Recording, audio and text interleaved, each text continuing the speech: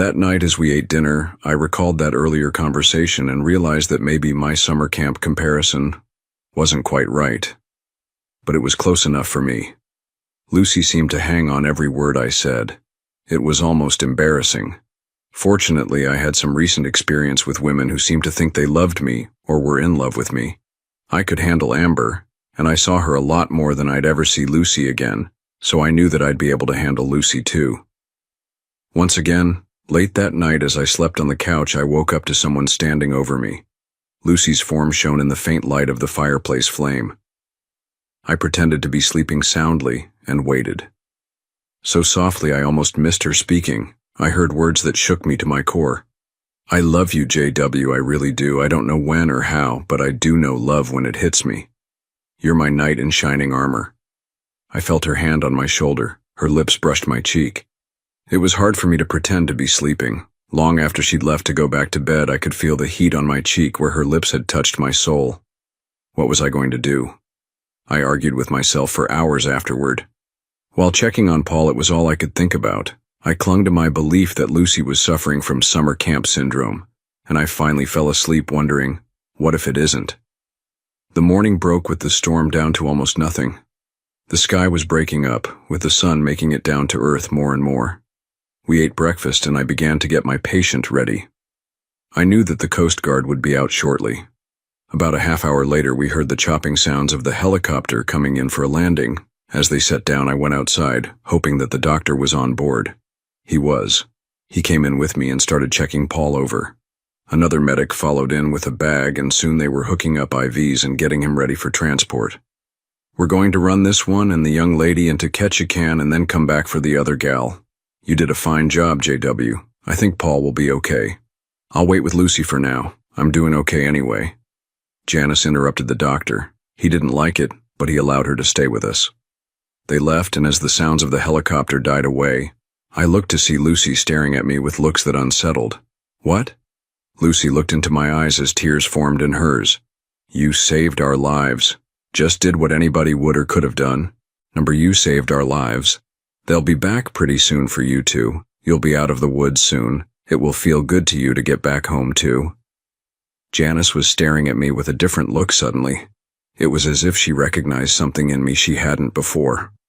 JW, you did save us.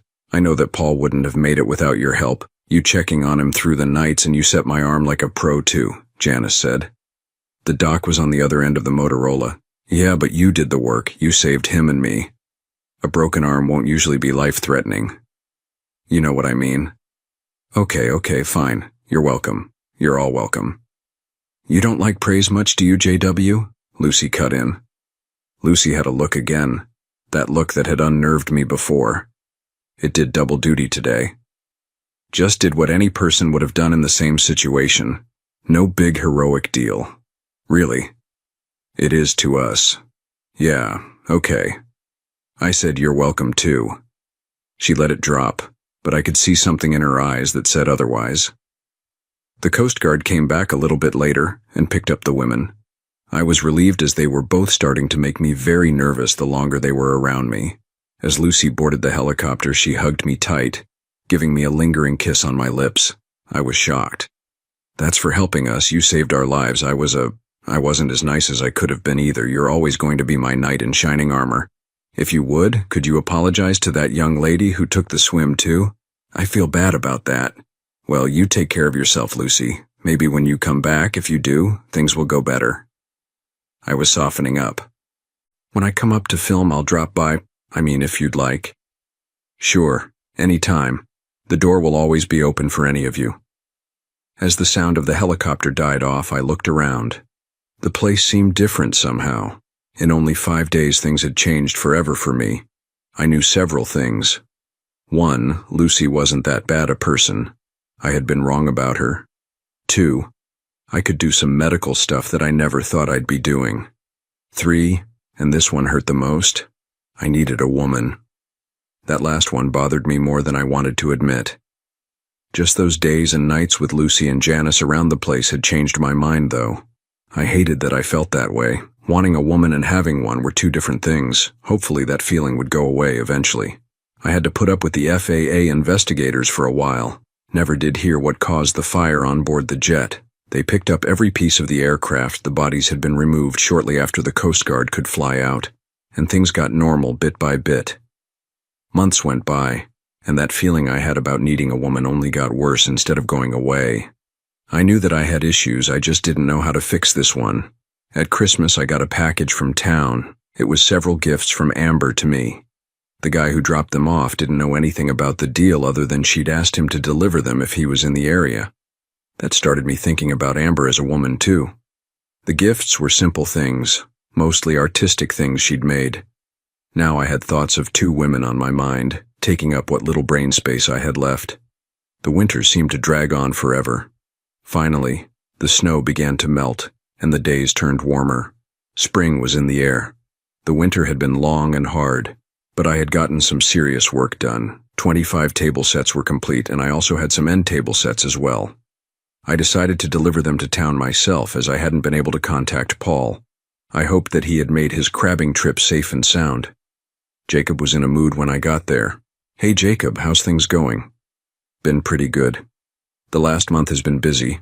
There are about 100 people in town with that filming crew, and I've had to double my usual orders from my suppliers." "Oh, that movie crew is here filming then?" "Yep. Say that actress lady has been looking for you too. Anyway, she asks about you, daily it seems. You must have made an impression on her." "Nah, she just needed some help and I was in the right place at the right time." "Not how I hear it, just what have you heard then?" Emma walked in at that moment and Jacob suddenly got busy. Too busy to answer me. I pushed. "Jacob, what have you been hearing?" Nothing at all." "JW, has Jacob been filling you with his stories about movie people?" "I'm not sure, Emma. He mentioned that he had heard something about that time last winter when I had the visitors and all, but he won't talk now." "Jacob, you know better than that. JW is local and a friend. I'll tell you, JW, that movie gal has been asking about you. She's interested. Real interest. She wants to talk to you, see you. Said something about paying you back for the care. It was nothing. It was something to her, JW. Her and that assistant gal and that man too. He lived, you know. He's been asking about you too. They've all been pestering us about you. Especially that movie gal, though. She's really interested in you. I was lucky to be there to help them. Couldn't save them all, though. That you saved that guy was enough. He and those women will never forget you, that's for sure. You got a thing for her, do you, JW? She's right pretty." "No." Even I could tell I answered too fast. I felt like a schoolboy suddenly, all embarrassed about the girl and someone ready to talk to me about it. I looked over some stuff on a table as if I was uninterested, but Emma saw right through that immediately. "Uh-huh. You do have a thing for her. Well, she's right pretty, that's for sure. She's also very, very interested in you too. That's a good sign." "Stop, Emma. Really, don't go there." "JW, you need a woman. No man needs a woman. They might want a woman, or do some things better with a woman around. But need? Priests or monks don't need women." "I won't say anything about your particular choice on that statement, JW, but you are wrong. Very wrong. I'm doing all right without a woman and have been." "No, you haven't." Emma started to unload on me then. "You've been an angry young man with a chip on his shoulder ever since that young gal left you for that doctor. She was never a good woman for you anyway, and that doctor is probably wishing he'd never met her by now. You, however, are free from her and have a chance at picking a good woman. That actress is a good one to grab, I'll tell you that." "An actress? No way. She's human. She's beautiful. She's also rather well off. She has a heart, which is more than I can say for you," she teased. "What? I thought you were my friend Emma. You're not being a good friend at the moment." "Yes, I am. JW, you need someone, and this little gal from Hollywood may be the one for you. It's high time you moved on." "Yeah, right, like she'd be interested in me. I'm a hermit. I like my life just as it is. She dropped out of the sky in a burning jet and I helped. That's all. She has no interest in me other than I helped her out when she had no choice, no other options. That's all." Emma was smiling as I answered, and then I realized she was looking over my shoulder at something or someone behind me. Her voice came from behind, and as I heard it I started to melt. She must have walked inside as I was talking. "A hermit? You're no hermit, JW. You're a master craftsman. I have 2 of your table sets in my house, and I recommend your work to all my friends in Hollywood too. I do have an interest in you as well." You saved my life, Janice's life, and Paul's life too. We all owe you. You don't owe me anything, Lucy. Really. I was there. You needed the help. You didn't have to. I know you don't like most people that come here for the views and experience.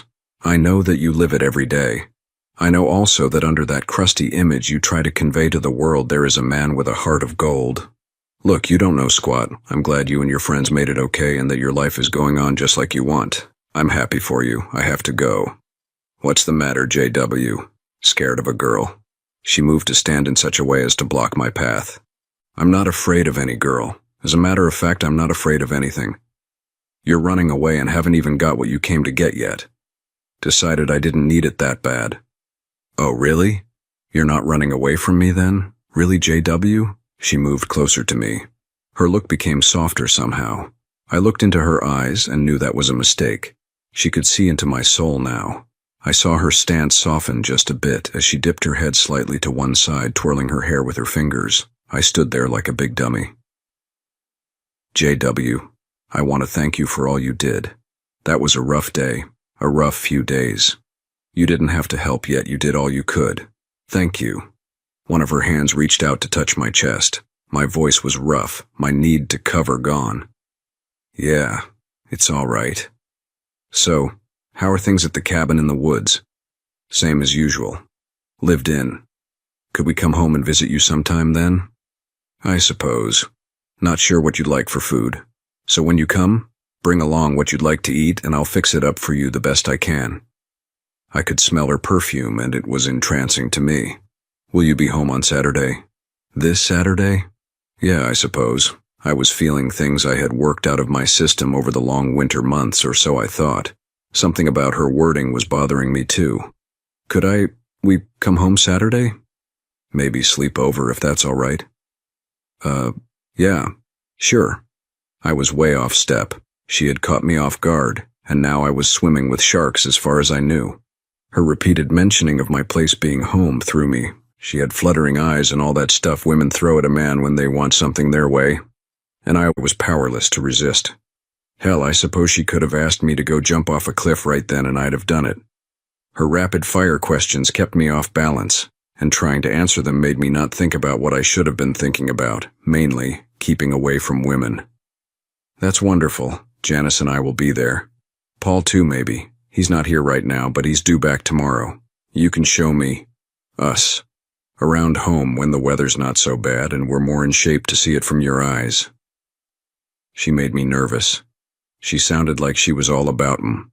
Like her hints were leading to something that I hadn't experienced since her, my former fiancé, that was.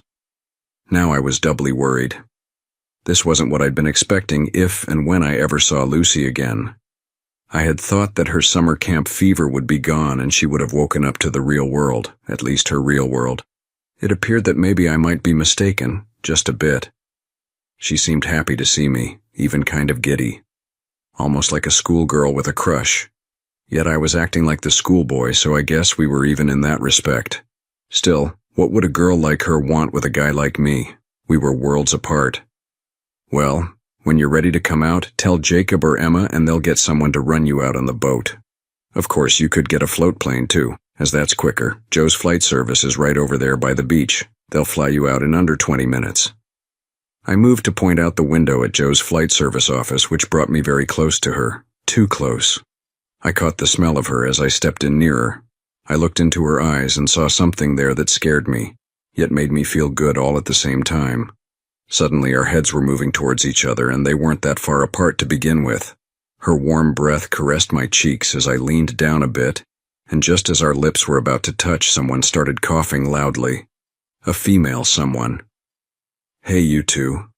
None of that now. There are too many eyes and ears around here. Janice was standing there with a huge smile. I jerked back quickly, turning away from Lucy, knowing that I'd wanted to kiss those lips so bad. She was a woman, I was a man, and it was a gut thing. I didn't care that she was some famous person. At that moment it was just two people, a man and a woman, testing the waters. How are you, Janice? Looking pretty good, that's for sure. Not nearly as good as you two love birds. Janice, that's not true. He was just showing me where the float plane was. Lucy pointed off in the general direction of Joe's flight service. Oh, was that what that was all about then? Janice was in fine form. Her firm barb caused both Lucy and me to blush. I didn't like it that Emma and Jacob were right there too, eating it all up. Yeah.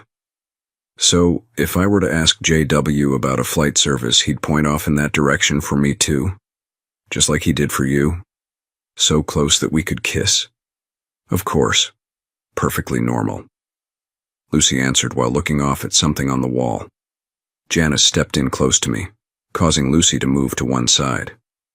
So JW, where's this flight service joint anyway? I could see the merriment in her eyes. I knew that as I pointed at it I'd come a bit closer, but that it wasn't necessary to come as close as I'd done with Lucy. My red face became crimson all over and down my neck. Why JW? The way you're blushing makes me think that you just realized that you didn't need to get quite so close to Lucy a minute ago. Go ahead, point out this flight place. It's over there. I quickly pointed, knowing that Janice wasn't going to look or didn't really care. I could hear Emma and Jacob, and now some others standing in the background snickering. JW, you're about 6 feet away from me right now and pointing at that place, and I'm right where Lucy was standing too. Why is it that you had to step in closer for her and not for me? She wasn't being difficult. Oh my, I'm being difficult then? Janice tried to look hurt. Look, I get the message, okay? She finally let me off the hook. Don't get angry, JW, I was just teasing. Lucy had moved over beside me and hooked her arm in mine. I could smell her hair, and she smelled too good. Janice was smiling at us.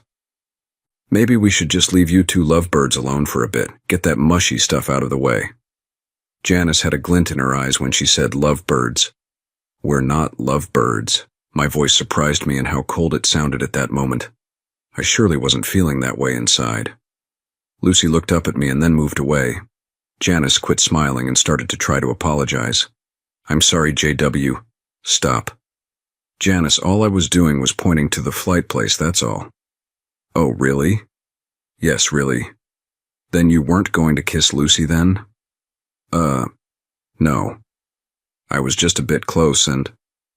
Your heads were moving together. I'd say there were only a few scant inches between them. Your lips were about to touch, both of you know that too. Well… Janice. Please. JW was just being nice and… Lucy was trying to help me out. You two were at each other's throats the last time you were together, at first. Then when you came back to LA, Lucy, you pissed and moaned at everyone about life and things in general like never before. I also know that you were trying to find out things about this part of Alaska and in particular JW too. Neither of you can say that you don't like each other a bit more than a little. Matter of fact, I'd say you two have extreme hots for each other, Janice calmly explained. I moved back, and then trying to avoid any more confrontation, I started to walk out of the store. JW, stop right there. You, young man, need to turn around and explain yourself to the young lady. Emma put her foot down, hard, trapped. She was blocking my escape. I had no choice unless I was to shove her aside, and I could see that would be a hard task at that moment. I surrendered. Looking into Lucy's eyes, I saw fear and something else there too. Hope, maybe? Lucy ... I couldn't say it.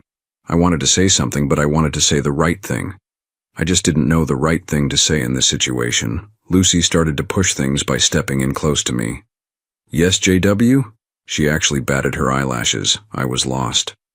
I'd sure like it if you came out to the place this Saturday. I'll be glad to. Janice and Paul have been talking about your place ever since last fall. We've missed it. You were only there a few days. But you took care of me, us. You saved us. You ... I was just in the right place and at the right time. That's all. And you helped. Yeah, I helped. And I owe you for that. Number you don't. She stepped closer. Our faces were so close that once again I could feel her warm breath on my cheeks, and I didn't want it to ever leave me. Thank you. Softly she said it. So softly I almost missed it. You're welcome. Her lips touched mine, and my arms naturally went around her body to hold her close to me. Suddenly, she was kissing me harder, and her arms were tightly holding me to her too. Suddenly, I felt a hot breath on my right cheek. Glancing over, I saw Janice with her face inches away. "Hey, you two." My turn next. Blushing, Lucy and I pulled apart, though I could tell she didn't really want to. Neither did I, for that matter. Janice stepped into my arms and kissed me sweetly on the lips. No tongue, just lips. She pulled back and smiled at us both. Well, I see how I rate now. With her it's tongue and caresses. With me it's lips alone. I'm hurt. Nay, slain that you won't love me like you do the fair Lucy, she said theatrically. Janice. Lucy wasn't smiling now. I could see that she was getting a bit edgy with Janice's teasing. I tried to lighten things up a tad. It's all right, Janice is right. We shouldn't have kissed like that to begin with. After all, you don't really know me, nor do I know you that well, Lucy. Oh, JW, you have a lot to learn about Miss Lucy, that's for sure. She's been digging and digging all winter. Yep, she's hired people to dig up information on you like you wouldn't believe. What? Janice, stop, please. Lucy was blushing and giving me a frightened look. Oh yeah. She's been trying to find out anything and everything she could about you, JW. I think it's because she's in love. With you. Lucy had tears showing in her eyes. I felt bad for her. Janice was pushing hard and I wasn't sure what was teasing and what wasn't. I had a hunch that Janice hadn't said anything that wasn't true. So, Lucy is entitled. I mean, she can find out whatever she wants about me. My life is pretty much an open book. I'm not hiding anything, that's for sure. Oh? How about your feelings for one particular lady, then? Damn, Janice. You come on like a hurricane when you decide to, don't you? I said. Well, I happen to know that you're unprepared for just how much Lucy is focused on you. To be fair, I think you need the warning. Just in case you really don't want some woman hanging around your place all the time. Janice, Lucy almost shouted. Lucy was about to cry. I felt for her. I was blushing at the realization that I was the point of interest in someone's life like this. Someone that I found myself wishing was more in my life. Someone that had made me forget all about that woman that had thrown me over for the doctor. Janice, enough. Look, I think I like Lucy a lot more than a little bit. I'd like to get to know you more, Lucy. I really would. But I'm just me. I'm not rich, famous, or a man about town. What you have seen and what you see is exactly what you get. Glancing around, I could see familiar faces taking this all in. Obviously, Emma and Jacob were beaming like lanterns over this too. I think Emma was happy that someone had finally broken through my defenses and made me want to be more than a hermit. This was all happening so fast. It was the wrong place, and as far as I was concerned, the wrong time to be talking about this stuff. After all, we hardly knew each other at all. 5 days and some hours didn't make enough time for what I was getting into. I moved back a bit and turned to leave. As I turned, I left the invitation open for them still. I'm not one to discuss things this personal in front of others. I'm not a public figure or the type of person that wants the whole world to know so much about me. If you all want to come on out anytime, I'll be there. I recommend the flight service over across the way for speed. I've got to go. As I walked down the dock, I glanced back one time. I saw Lucy and Janice on the porch of the store arguing. Emma and Jacob were standing on the steps smiling, and they both waved at me. They'd never waved at me before. Not like that. I almost missed seeing Amber as I stepped onto my boat. She was coming out of the store. I never saw her inside, so my thoughts were, where was she while Lucy and I were talking? The whole incident that day reminded me of grade school in many ways. The old, "Do you like her? She likes you" thing. I didn't like it then, and I really don't like it now. Even though I missed her, I found myself hoping that she'd get too busy to come out and leave after the filming. I didn't want complications, and I could tell that being a part of Lucy's life would be one huge complication. Saturday morning, bright and early, I heard the float plane as it flew over. I watched it bank hard to the right and lose altitude. I knew that I was about to have company, but not who or how many. The floats cut into the mirror like water, making it churn and toss to and fro. As the Beaver slowed in speed, I could see the pilot working the controls, steering for shore in my dock. It was Joe himself. He had to be in his 70s by now and still flying. I wondered about why he was the one flying them out here because it made no sense since he had 7 pilots working for him. As the plane docked, I grabbed a line and tied it off. Joe climbed down, opening up the passenger compartment door. Janice was first off, followed by Paul. Lucy was last off. She looked around, as if she were afraid that she'd never get to see it again, until she saw me standing on the dock. Her eyes danced with fire as she strode towards me. The last few steps she ran, and as she closed in, her arms went out to pull me to her. Hugging me close, she kissed my cheek. That soon became a lip-to-lip kiss with heat and passion like I'd never felt before. Joe cleared his throat. Ahem. I'll be leaving soon. What time do you want to be picked up tomorrow, miss? Janice turned and smiled at the old man. Well, Joe, I suppose any time around 4 in the afternoon will work for us. Okay then, 4 it is. Will you be taking back any fish or game with you? I doubt it, Joe. Lucy might have some big old bear she'll want to drag along, but other than that, Lucy broke away from me. Janice, she said, stamping her foot. No, we won't have anything other than ourselves, Joe, Janice quickly countered. Old Joe looked over at me, smiled, and then waved off. Untying the plane, he shoved it off as he jumped up onto the steps leading to the plane's cabin. Joe was pretty spry for a 70-some-odd-year-old man. See you all tomorrow, then. Take care, young ladies. You too, young man. J.W., I'll see you around. The beaver coughed to life, and he taxied out onto the water. I saw him smile and wave. The thunderous roar of the rotary engine drowned out any other sound for a moment until the plane went airborne. We all watched the sun reflecting off the wings as Joe banked the plane sharply and headed back towards home. Paul stepped up and shook my hand. I'm glad I'm finally able to meet you standing up. Thank you for saving my life last winter. You're welcome. Come on up. I'll take your suitcases, Lucy. I'll haul my own stuff, thank you very much, Lucy insisted. Let him help you, Lucy. Really, I think you like to argue more than any woman I've ever known, Paul interjected. Paul had a look in his eyes that was teasing yet serious. Lucy looked at him, blushed, and then gave up the larger suitcase to me. Janice laughed out loud. You should have been up and around way back when, Paul. You could have gotten peace and quiet out of them much faster than I did. Janice slipped in.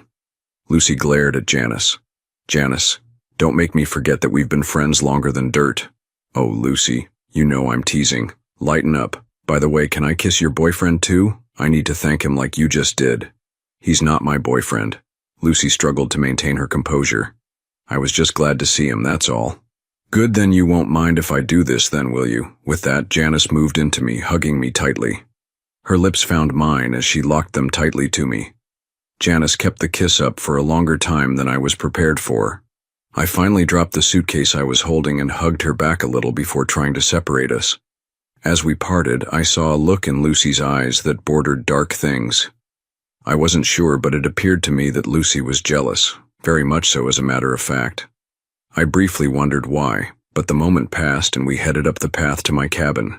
You girls can have the big bed, Paul. You can have the other bed in there. I'll sleep on the couch. I pointed out the bedrooms to each of them, knowing that Lucy and Janice already knew where they were. We don't want to put you out here, J.W., Paul offered. I can sleep on the couch. Number, take the bed. Paul, it's no big deal. I sleep on the couch more often than not lately anyway. I didn't see the look Lucy and Janice gave each other. I really wish I would have. I never knew how much I gave away with that little statement until later. Sometimes one says things that seem all innocent to them, but others can read volumes into. This was one of those times. No. We spent the morning talking to each other about each other, catching up on life since the big wreck. I noticed that Paul and Janice seemed to be close. Very close. At times I was sure he was going to take her in her arms and kiss her thoroughly, but they kept apart.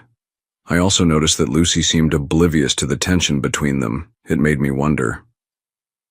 After a homemade lunch of salmon salad sandwiches that I made, I gave them the nickel tour of my property. The last part that I allowed them to see was the point, as I called it. It was a flat, clear piece of ground at the highest point on my property. The view from there was magnificent and always took my breath away.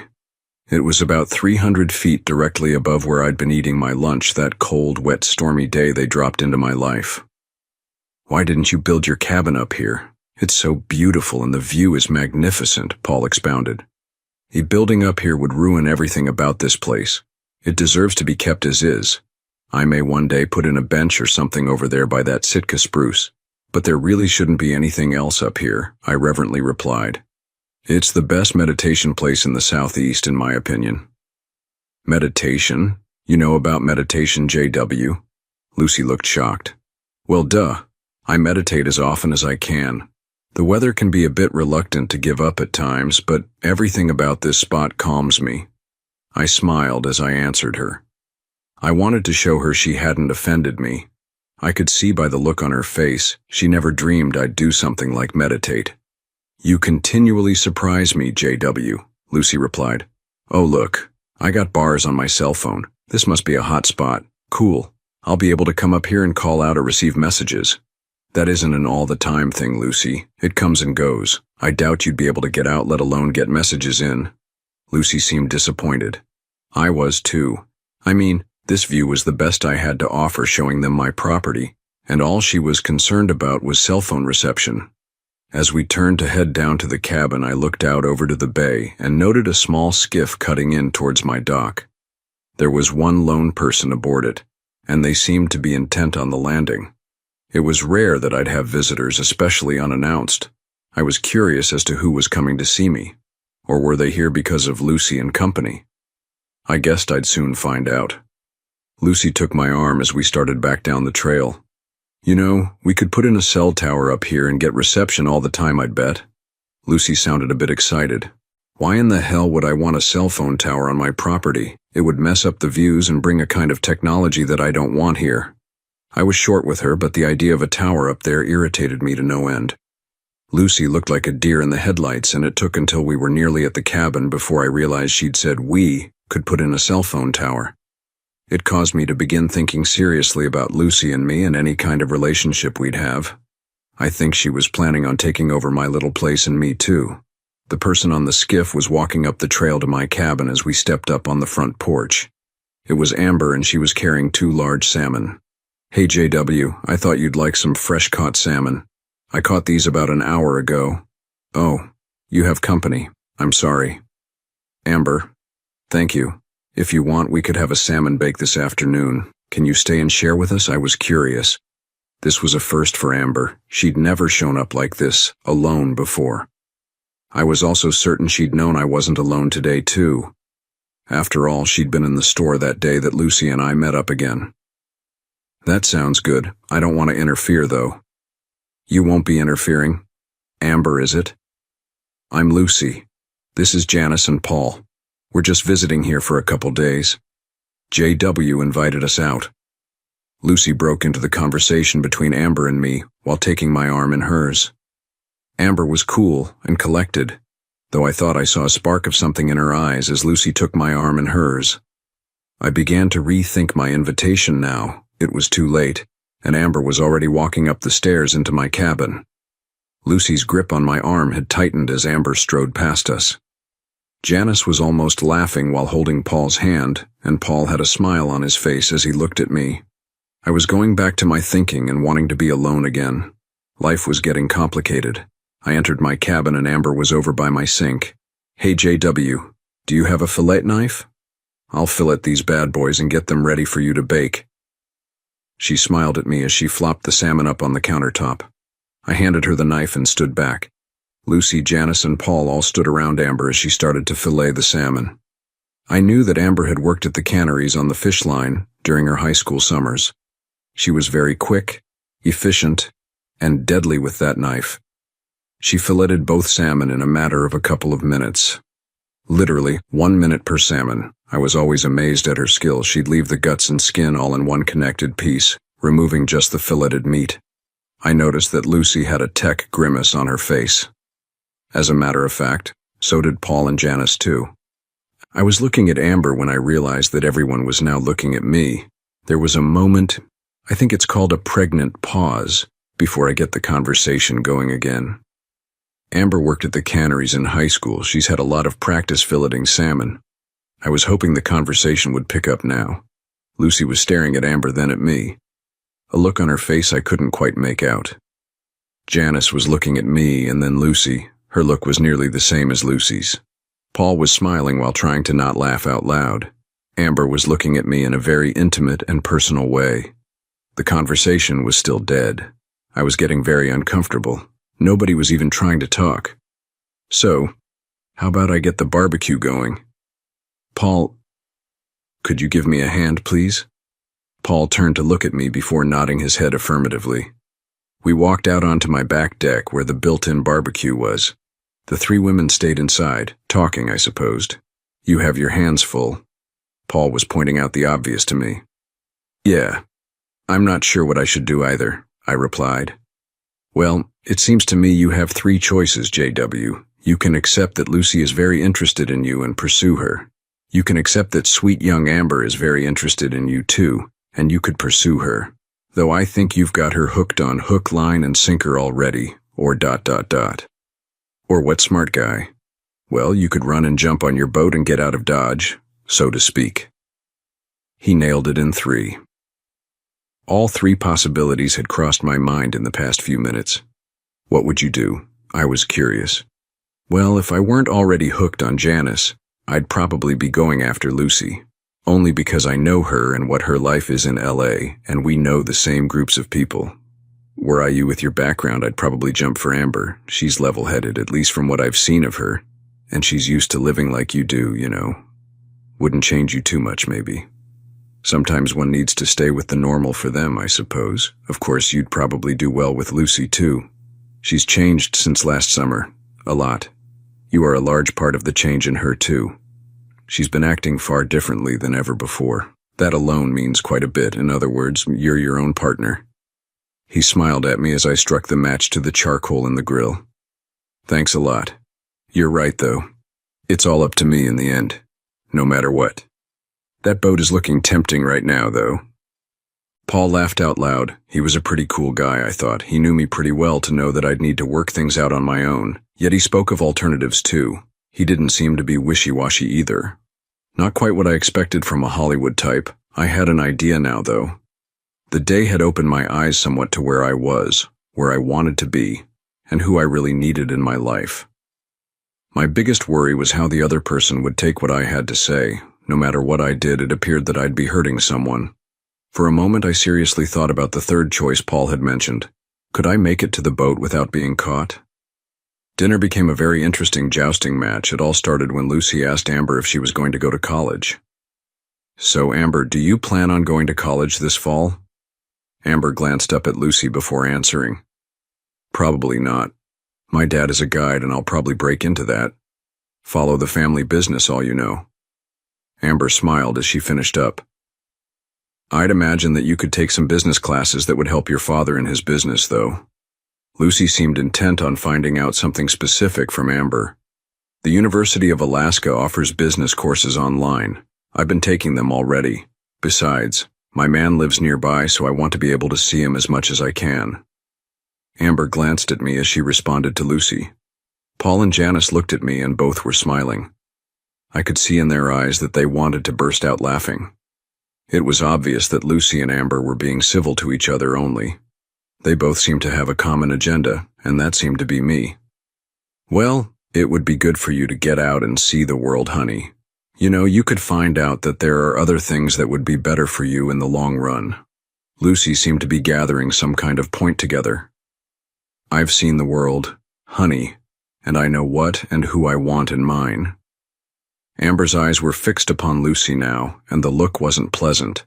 The honey had come out dripping with sarcasm and ice cold. Lucy kept pushing, like I'd found she was prone to do. But a girl as young as you could learn so much by going to a good university and getting a degree in business or something. Why limit yourself to this little part of the world? Amber looked right at me as she replied. Look, Lucy, we both know we want JW. We both are willing to fight for him. You're not going to convince me to go off somewhere and leave him so you can swoop in and claim him. Besides, I know I love him. I've loved him for years, just as he is. He's all I want and need in a man. I was stunned. I never saw this coming, let alone Amber making a stand over me like this. I was at a loss for words. Janice and Paul were both moving back in their chairs, obviously ready to get in between Lucy and Amber when needed. Look, Amber, I'm older, more JW's age. To begin with, it would be far better for him to be with someone closer to his age. I'm also quite wealthy, so he'd never need anything. I'd give up a lot to be with JW, and I'm willing to do a lot too. Amber was looking dangerous now. I kept remembering her filleting that salmon with the oh-so-sharp fillet knife. Well, Lucy, I imagine that you'd try to make JW into something to fit your image before you'd allow the world to know you had found someone. I can see you trying to rebuild his cabin, or possibly bringing in a construction crew to build a mansion here. You'd probably be off making movies most of the year while he'd be here all alone with nobody to love him, or show them he's first in their life. I'd bet that you would refuse to have any kids until it was all planned out to precise times too. Then you'd probably insist on having nannies and such to take care of them instead of being a real mom. Amber calmly spoke. Lucy looked more and more furious as Amber went on. Well, you know that when someone with a career like me has kids, they have to plan everything out. I have agents, producers, and investors all relying on my being there to get the job done. I make the money I do by being there, not off in some pedunk little part of the earth playing Earth Mama to a bunch of snot-nosed kids. Lucy lost it. Janice jumped up and came around to pull Lucy out of her chair and force-marched her outside. Paul looked at me. All the mirth was gone now. He had a sad smile as he got up and headed out the front door, away from Janice, Lucy, me, and Amber. I'm so sorry, JW. I didn't mean to get her so upset. I did mean to claim my territory, though. I won't apologize for that. I'll leave now. I don't think I should stick around after this. Amber looked as if she were about to cry. It hit me right then. I'd been ignoring it for a long time, but I knew now what had been bothering me about Lucy. She thought she loved me, and maybe she did in her way. But the real truth was that her career would always come first and foremost. I'd always run second for her. Amber, on the other hand, was putting me first in her life. She was going to avoid leaving the area so that she could continue to try to get me to fall in love with her. The problem was that Amber didn't know that I couldn't fall in love with her now. I'd never be able to fall in love with her in the future either. I realized, right at that moment, that I couldn't fall in love with Lucy because I was already in love with someone else. Amber. I loved Amber. Amber stood up to leave and I stood with her. Reaching out, I took her into my arms. Her tears started as her head touched my shoulder. Hugging her tightly, I kissed the top of her head. I'm so sorry, JW. I always seem to mess things up right when I'm doing real good with you. I just love you so much and… Shh. Listen, Amber. You go straighten yourself up, dry your eyes, and make yourself presentable. I'll talk to Lucy and the others for a bit, and then you and I need to have a long, serious talk, okay? I kissed the top of her head once again and sent her off to my master bathroom. Turning and walking outside, I found Lucy and Janice talking. As I walked up, Janice stepped back from Lucy and gave me a serious look. Stick around close, but let me have a minute with Lucy, please, Janice, I asked. Janice walked off away to sit on a log by my deck. Lucy was looking at me, tears in her eyes. This was going to be one of the most difficult things I'd ever done to date. It had to be done, though. Lucy, we need to talk. I know. JW, I'm sorry. I think I know what you're going to say, and you're probably right. You and I won't work out in the long run. I do love you, you know. I really, truly do. I just can't walk away from my life, though. I need what I do to feel human. I need to be where I am, too. I can also see that I wouldn't be good for you, and you wouldn't like being Mr. Lucy anything. You're a man's man, and you need to feel like you are the most important thing to your wife. Me, well, for me, my career has to come first. I think it'd be best if we just called in and had Joe pick us up later today. Lucy had tears running down her cheeks now. I felt badly, but she hadn't said anything that I wasn't thinking or that I hadn't thought of over the winter. The only surprise to me was my discovering that I loved Amber in that kind of way. I hugged Lucy to me, being careful to not invite something more. She hugged me back, and then as we broke apart by mutual consent, she leaned forward and kissed my lips softly. It was more of a friend's kiss rather than a lover's kiss. Lucy motioned to Janice, and they both walked around the cabin towards the front, probably to see Paul. I turned around to see Amber standing in the doorway looking out onto the back deck of the cabin. She looked sad and lonely. Motioning to her, I waited as she walked slowly up to me. "Your parents know you are out here?" She looked into my eyes with a bit of confusion. Mom knows I was going to come out. I told her I wanted to come this way to do some fishing. So, it's kind of late for you to make the trip back by boat. Do you want to fly back in with Lucy, Janice, and Paul?" Amber's head snapped up as she looked into my eyes. I could see reluctance and fear in them. I'd have to fly back with her?